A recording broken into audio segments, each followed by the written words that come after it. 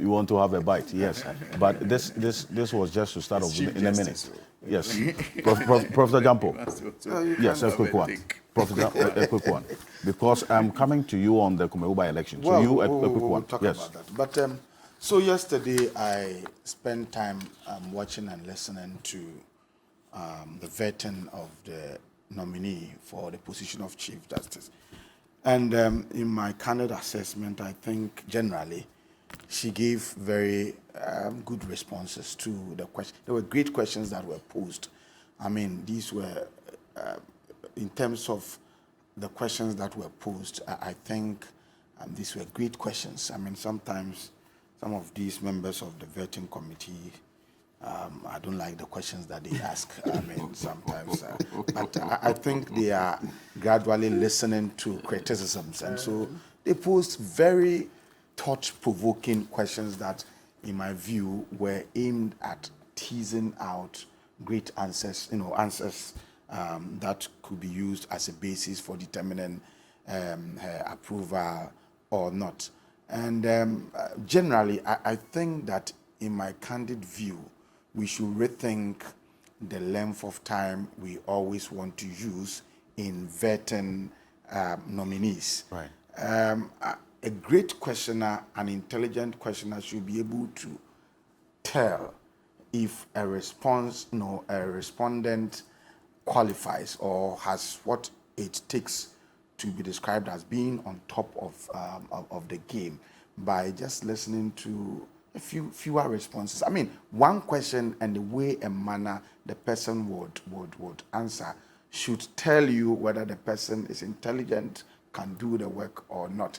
And so my view is that we must not spend all the time grilling one person, even when we can be able to, we can tell that, look, as a lecturer, I'm able to tell whether a student is intelligent or stupid by looking at just the introduction.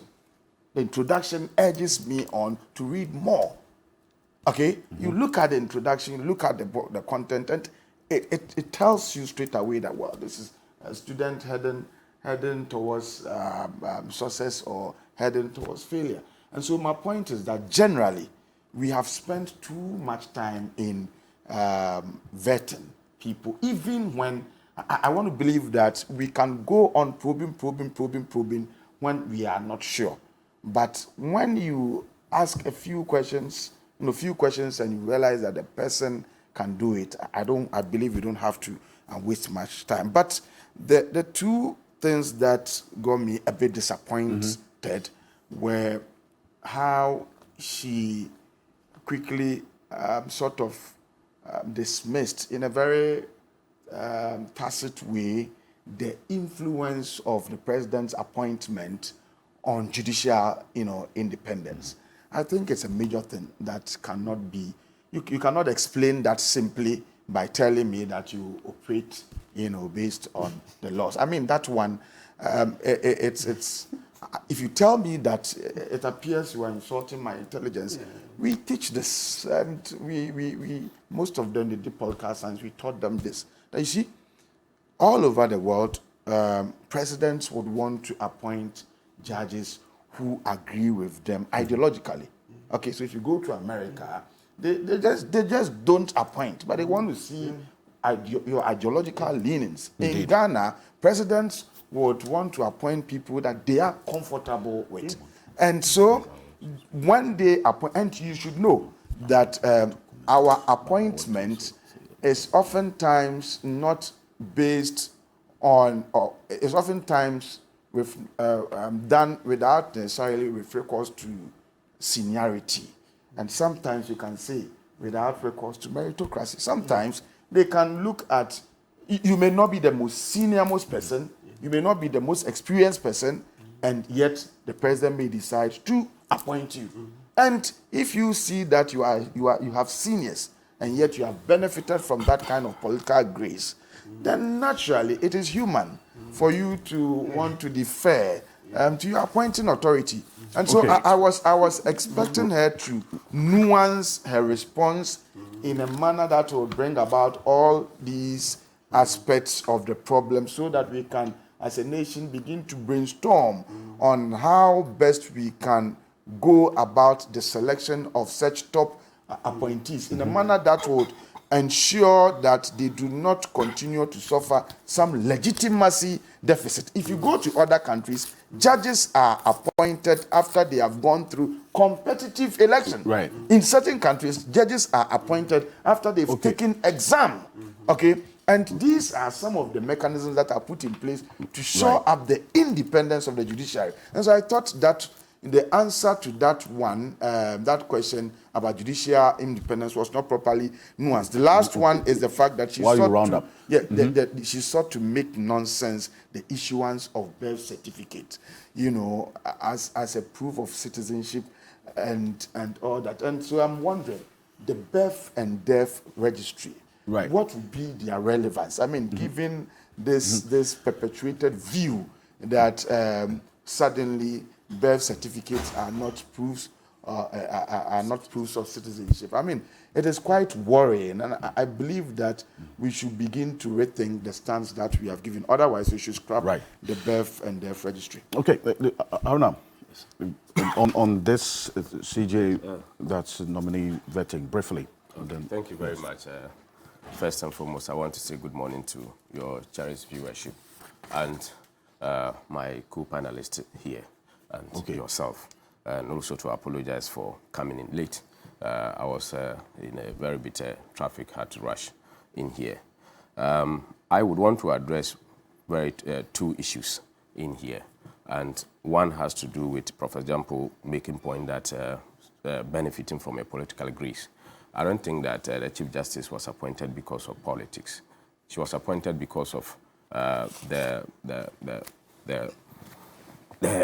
learnings that she's bringing on board into Don't twist what I said. I'm saying that if you have seniors on a bench, if you have seniors and then you have a junior, and then somebody decides to appoint the junior, it's a form of a certain political grace. Please, you can say even executive grace, but not political. I'm saying that there is no any political grace in this appointment.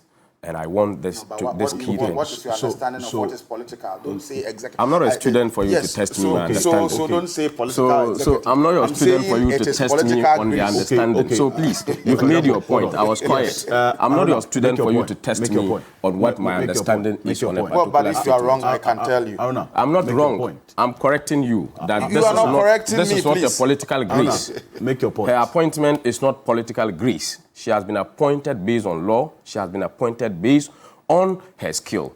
And that is the point that we have to make. Secondly, we talk about majority being arrogant. My good brother mentions that the majority is taking. If majority takes a different position from you, it doesn't make them arrogant. That is their position. You also have your position.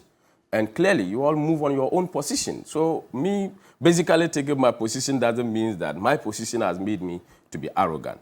And all in all, the vetting of the new CJ was very fantastic. We had a lot of discussions on that, the questions that were asked and the answers.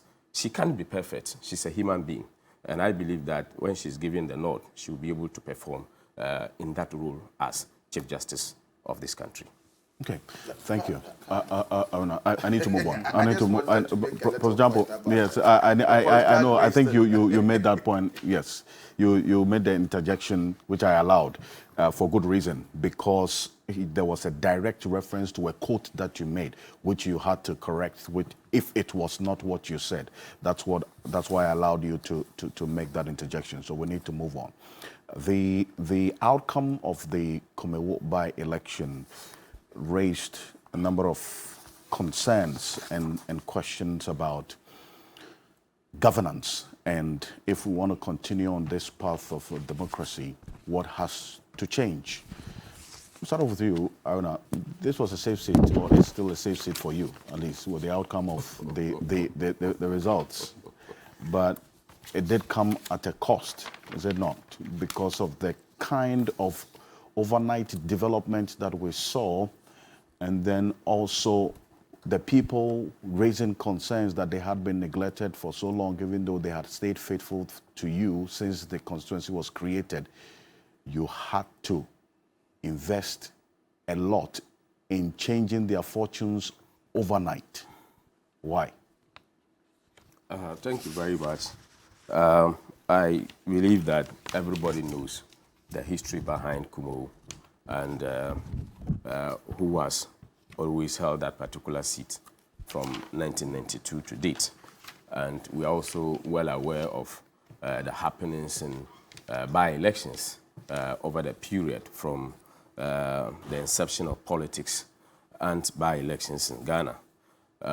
I stand to disagree with the fact that Kumawu was developed overnight. Every constituency in Ghana needs the required development to be able to live on, and we are not able to provide all to every constituency at the same time. Honorable Soyini is here, is well aware of the roads infrastructure when it was approved in Parliament. It was not approved at the time we were going to Kumawu, and the roads projects that is being done today and has continued going on did not start when we were going to Kumawu. These projects were ongoing. Whether the contractor was on site or not, what the project scheme had informed us was that the road was ongoing, and the late MP had the cause on several occasions to sit on several platforms to mention how this particular road projects will be executed. I believe that the inception of by-elections doesn't necessarily mean that if you have something to do in that particular constituency, you need to put it aside because there is by-election. I come from Zabzugu. If you go to Yendi, from Yendi to Zabzugu, the road is being constructed. Today, if it happens that there is something in there or we have an elections to be conducted, would you say that it's because there is by-election, that is why the roads are being constructed? You could go to Nungwa, you see that construction of roads is ongoing. Lose the Lekma Road and all that. You see construction of roads are ongoing. Should there be any by-election in there, people will start to think and say they are fastening up this work because there is by-election. So as for by-elections, it goes with its positives and it goes with its negatives. And I expected the NDC to raise these particular issues with regards to the development that is coming on. Well, but I make specific reference to the fact that the people themselves, which you admit that the late MP, Philip Basua, consistently said that that road, that Kumawu road, or the road leading to Kumawu had been awarded, but the contractor had not reported to site. If the people are not seeing the development and the contractor on site, the road contract being awarded means nothing to them. But few days to the by-election, you were able to mobilize and get somebody to be on site to construct the same road and bring development to the area. If you could do that, why then didn't you do that until Philip Basua died and there had to be a by-election? That's where the concern is. Alfred, it will interest you to know that when a project or when a road contract is being awarded, it's either put in lot and a particular contractor is put in charge. And every project has its work scheme. And if you look at the project scope, it included the township roads. And if you check very well, the township road was ongoing, had started. So it doesn't necessarily mean that if you start inside the township roads, you should go on to do the road from Joabin or whichever to come into Kumawu. At any point in time the contractor wants to start his work based on the work schedule, he will be able to go into it. At that point in time, that material point in time, the contractor saw the need to work from the outskirts of Kumawu into Kumawu whilst he continued to do the roads in Kumawu. Sometimes it is very insulting when development project goes into a particular area when there is by-election, for it to be used into playing on the mindset of the people, to tell the people that this is this, this is that. The people of Kumawu needs development. They don't matter when the development project comes. They have the right to complain at any point in time whether development is being stalled or is continuing. And if they complain and project is ongoing, it doesn't necessarily mean that we should say that because it's by-election, they have complained, we should stop. Government works continues, and that is what the road contract and the Joshop, who is the contractor to that particular project, was doing. And if you go today, the contract is still ongoing. The contractor is still ongoing. I left Kumawu yesterday after staying there for a good 3 weeks. And the contract works is still ongoing. They are laying all the asphalt roads within the township. Yesterday, Oyoko, when I was leaving, because Oyoko is on the road, all these road projects are ongoing. And this is a development that is going to the people of Kumawu. And that it didn't have to take the by-election as we saw. What the point is that if you listen to the people before this by-election, even though they had voted for you consistently, their concern was, apart from the roads, water, pipe-borne water not being connected to certain areas. That was done within 2 days. Would you justify that as something that was bound to happen and not because of the by-election, based on what we saw and the interaction that we had with the people in the constituency? This is not, That's what I'm saying. It's not obviously because of by-election. It looks like if there is no water at all, they were having water. Some parts did not have water. Even in Accra, some parts don't have water. Even in Tamale, some parts don't have water. What is wrong if water is extended to those particular places when the need arises? What is wrong? So, as for development, people will say this, but the major point is that the people of Kumawu is getting development. This is the outcome of the election, as we saw. And Professor Jampo, I'll bring you here at this point because you, earlier, when I spoke to you during the week after this by-election, described these miraculous overnight developments as a form of vote buying. But the MPP also sort of stemmed its hold on this constituency, at least per the outcome of the by-election and the results declared by the Electoral Commission. We'll put that on the screen as we go on. But Prof. Well, thank you. I would respond to your question, but let me say this as somebody who teaches political science. Harold Laswell defines politics as who gets what, when, and how. The essence of this particular definition tells you that politics is about decision-making. Now, if you have a bunch of seniors over an institution, in an institution, and then a president decides to appoint a junior, over to head that institution, we refer to it as political grace. I want to make that point forcefully. So that I'm not educating anybody on this panel. But well, I mean, the Deputy General Secretary took offense that I'm educating. I'm not educating you. Don't take it as education. I'm talking to Ghanaians. You've clarified the position. So it is political grace. That's what I took the trouble to define what politics is. You define politics, but not political grace. But political grace is your own definition and where you want to position it. So I reiterate that point that if there are seniors in an organization and ideally you would, Max Weber and co are talking about meritocracy, and sometimes meritocracy comes about as a result of experience gained through seniority, and a decision is taken to place a younger person, a junior, over the seniors, a form of grace that I refer to as political grace. I make that point again. Now, about Kumawu and the kinds of things that took place there. Please, I think that politicians must show a certain courtesy and respect to Ghanaians.